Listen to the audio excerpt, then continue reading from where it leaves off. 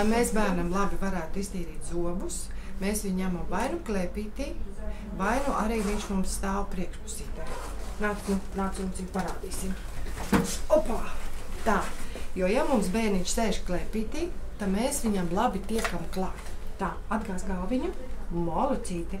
Un tādā veidā mēs labi redzam, ko mēs arī darām.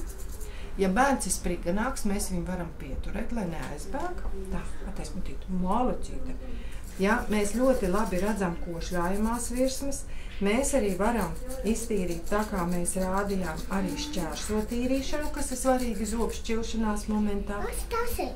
Tas ir lācis, bet to mēs pēc tam apstīsimies. Noliec kāviņu, malicīt. Kā arī mums šī ir fiziski ērta pozīcija, un mēs labi arī varam pieturēt un apskatīt, un šādā veidā arī iztīrīt. Tātad bērns mums ir vai nu klēpītī, nostājas kājām, vai arī viņš mums stāv kājās. Tā. Atgāz galviņā apakaļ, un mēs šādā veidā. Tātad mēs bērniem zobus pārtīram no muguras pozīcijas vai no sāniem. Tātad pirmais ir jānotīra visas košļājamās virsmas. Bērniem pārtīrot zobus, mums ir ļoti svarīgi notīrīt šīs te košļājamās virsmas, jo tātad šie zobi stāv visilgāk, līdz 10–12 gadiem. Un viņi, tā kā viņi anatomiski arī atšķirās, tās virsmas ir negludākas un viņas sabojājās visātrāk. Tīrīšana ir ļoti vienkārši. Paskaitam līdz 10 ar horizontālām kustībām. 1, 2, 3, 4, 5, 6, 7, 8, 9, 10. 1, 2, 3, 4, 5, 6, 7, 8, 9, 10. 1, 2, 3, 4, 5, 6, 7, 8, 9, 10. Un atkal 10 reizītes. Ja šie zobi ir šķilšanās procesā, vienalga vai tie ir mazajiem bērniem vai arī jau 6-gadniekiem sastie zobi, mēs tīram šādā te veidā. Jā, tātad. Un arī skaitam līdz 10. Zobiņu uzreiz notīram no visām 3 virsmiņām. Un kā redzat, zobu virstīte tiek iekšā. Jā. Gan vienā pusītē, gan otrā pusītē. Bērņam mute nav jātaisa liela vaļā. Un šādā veidā mēs notīram zobiņu no visām 3 virsmiņām. Redzat, nosadzās gan ārpusē, gan iekšpusē.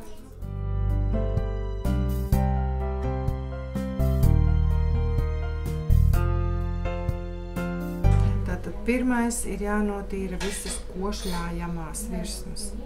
Otrais ir jānotīra ārējās virsmas, jo tās ir visnetīrākās.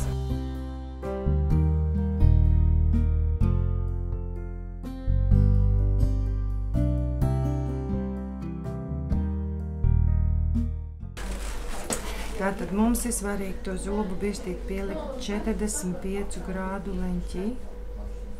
Ja? Jo, ja mēs liekam pa taisno, redzat, zobu birstīte notīra daļēji, bet pieliekot 45 grādu leņķī, sariņi saiet smuki zobu starpās iekšā, un mēs izdaram sīkas, vibrējošas turpu šurpu kustības. Atkal līdz 10.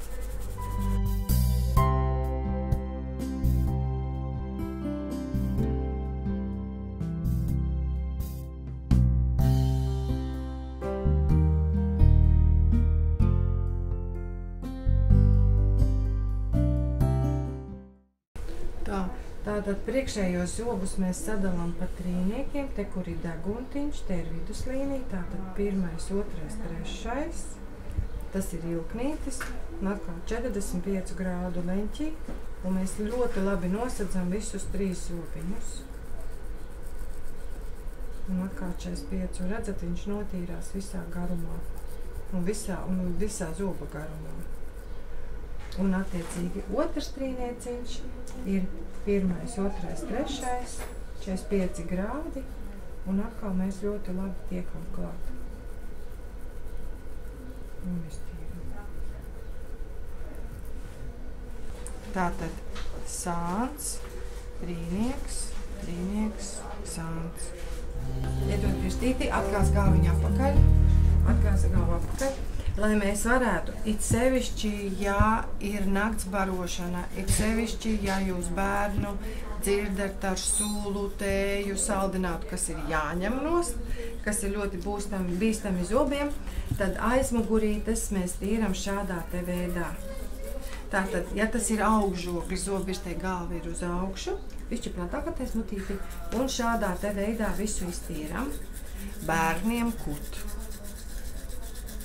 Jā? Kutēja, jā? Labi. Attiecīgi apakšžoklim, pagundzīt vēl bišķiņ, pagriez galviņš šeit tā. Attiecīgi apakšžoklim, zobi iztīk galvu uz leju, un mēs tīram šādā te veidā. Visu, atkal visu laukam ārā. Tātad augšžoklī, attiecīgi vaļā, zobi iztītai galva ir uz augšu. Un apakšžoklī zobi iztīti ir uz leju. Atais vaļā, mutītī.